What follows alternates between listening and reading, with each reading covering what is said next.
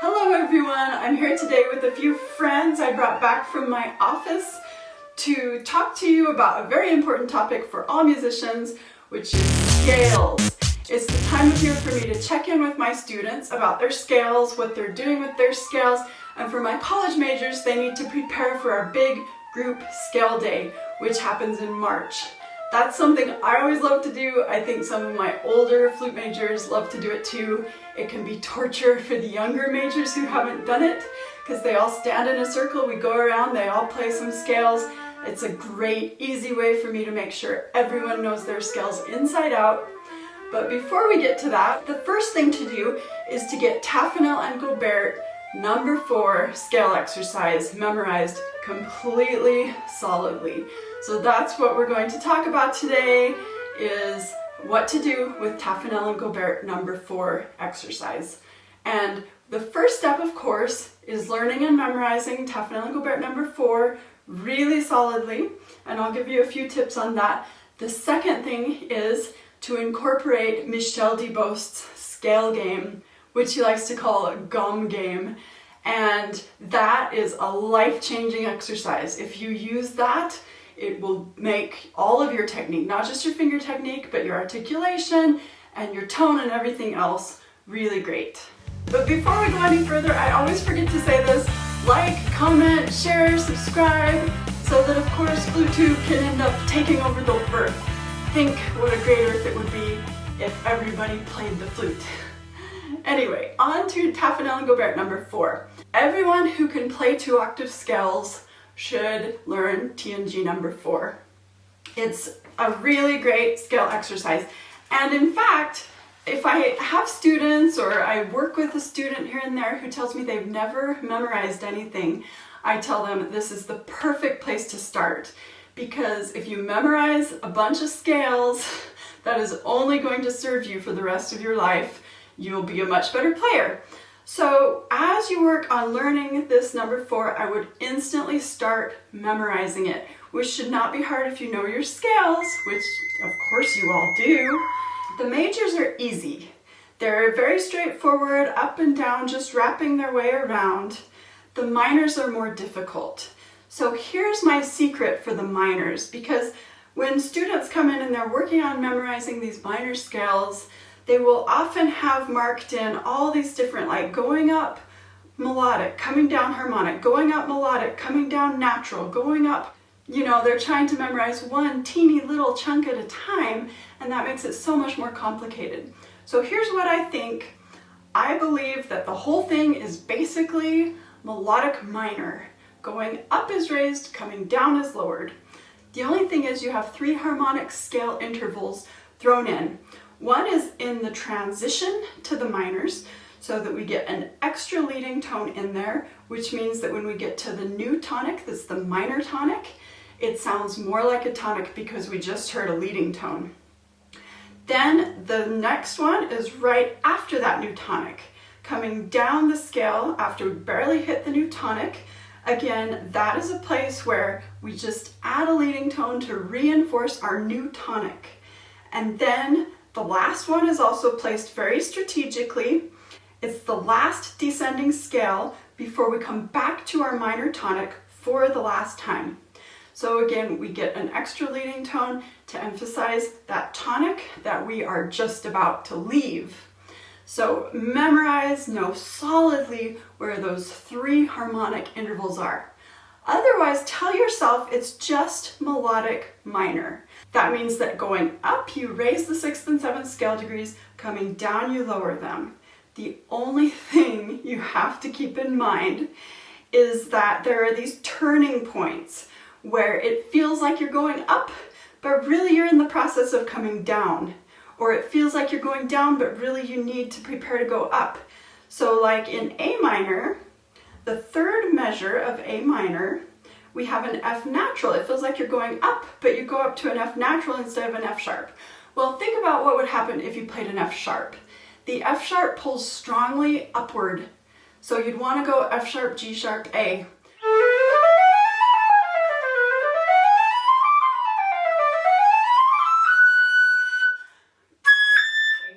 but we're trying to turn around, we're trying to go down, and it would sound very strange if we played an F sharp and then went down instead of up.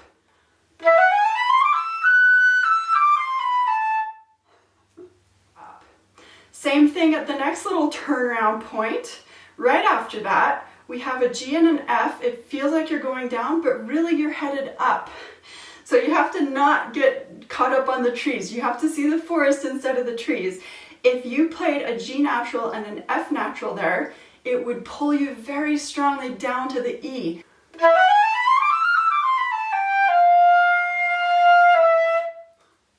The F natural has a strong pull down to the E. It really wants to resolve to the E. So instead, we have to have a G sharp and an F sharp to push us back up the scale.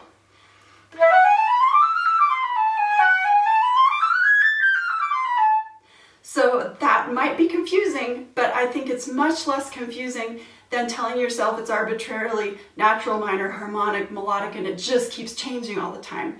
Tell yourself it's melodic with 3 strategically placed harmonic intervals, and it should be much easier to memorize. There are 3 more things I want to mention about learning and memorizing number 4 before we get into the scale game. One of those is that when you practice your C, C sharp, and D scales, especially if you're an advanced player, you should also do those scales up an octave, both in major and minor. So we have 12 major scales, 12 minor scales, but you also want to do C, C sharp, and D in both major and minor up an octave, so that gives you 30 scales. But the great thing about this is then you're constantly going up to your high C, C sharp, and D, and then it's so much easier to pull those out of your hat and play them whenever you need to. And in fact, in the scale game, Michel Debost has you do those 30 scales and then do them again. So you do a total of 60 scales in the scale game. So get used to doing a lot of scales. The other 2 things are, first of all, you have transitions between each major and minor key in TNG number 4.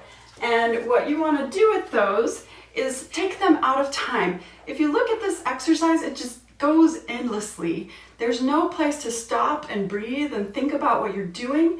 And so it's a really important point that when you finish C major and you get to the bridge that's going to lead you to A minor, you stop on that C, you breathe, you take your time, you play the transition measure here out of time. Listen to where it's leading harmonically and hear the new leading tone pull you to the new minor tonic. When you hit the new tonic again, play it, stop, breathe, and then go into the new key. This has saved me hours of boredom playing scales. And the other reason it's important is that when I have students who have never done this before and I tell them to do it, they can't. I say stop when you get to the tonic and they don't hear it because they're not used to listening for it. You know, I'll say play the transition out of time and they'll just zip into it and I'm like, wait, you're in the transition. So that's not their fault. It's the way that it's written and it's that they haven't been training their ear to hear where those keys are changing. So I would definitely take your time. This is the place that Michel Debost in his Gammes game explanation, he says to stop and take time, listen to and love your tone. He says taste every note like you are tasting wine. Very French. So you want to be sure that this is the time to relax and to stop thinking fingers all the time and really connect again with your sound. The last point is you do have a few articulations up here at the top. You have 8 different articulations suggested by Taffanel and Gaubert. I would get used to doing those. Again, as a default, I would start slurred, but then I would do these 8 different articulations because in the scale game, you'll have 60. Once my students have TNG number 4 solidly learned and memorized, I instantly have them work on the scale game. For one thing, I think it's so much more fun. There are all these different articulations and rhythms and dynamics, and I just think it makes scale practice much more interesting. When I started FluteTube, I didn't know how much I would talk about the scale game because It's been published several times as an article with explanations and examples in Flute Talk, and those articles belong to Flute Talk. But just a handful of weeks ago, thank you Flute Talk, they released some classic articles for everybody to be able to see and read for free, and one of the scale game articles of a few that have been published was included, and so they've made it public for everyone. I'm going to go ahead and put a link in the video description so that you can go find this scale game, which is certainly a classic. It was republished several times. I have a version that is likely to be slightly different from what you'll find there because I just have the one that Debost handed out to us while I was a student of his at Oberlin. When you're ready to start learning the scale game, your first item of business should be to read what Michel Debost wrote about it. You'll get all of his philosophy of playing scales, and also it's just fun to read what he writes. He's got a great sense of humor that shows through everything that he writes.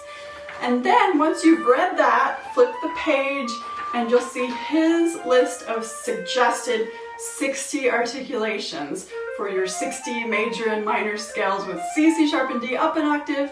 That gives you 30, plus repeating them, which gives you 60. Even in this list, he puts some ad lib at the end because he wants you to be creative and also come up with your own ideas for rhythms and articulations. On my copy, I have one or two things that he changed. So for instance, on number 16 for triplet on every other note, he liked us to do ta-ta-ka like a trumpet player, except he even had us do two different T's. He had us do pa-ta-ka. So the first T in front of your teeth, like the French pa type articulation that they don't always use, but they can give you a really pingy percussive articulation. That means you're tonguing with 3 different parts of your tongue and you can go super fast, da-da-ga-da, da-da-ga-da, da-da-ga-da, on those triplets.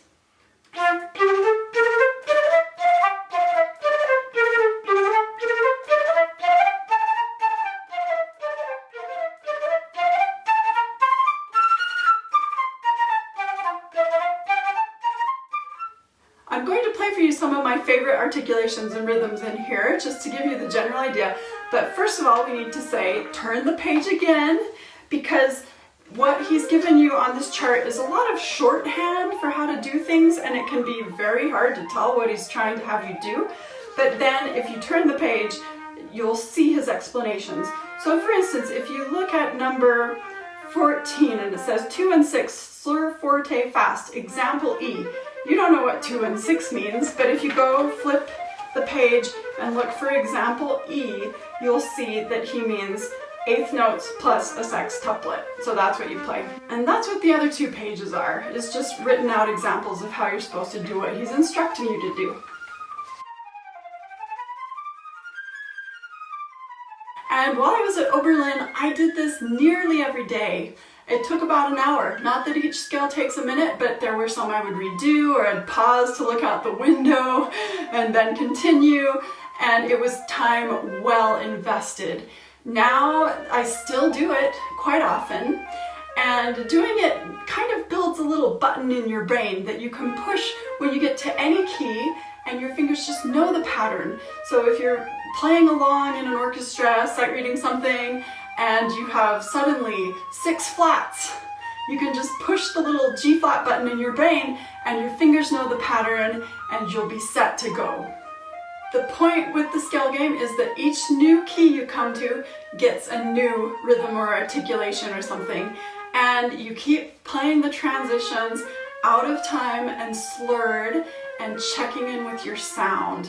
But when you play C, C sharp, and D and you go up the octave, first you go up and do the second octave and then you do the transition into the new key.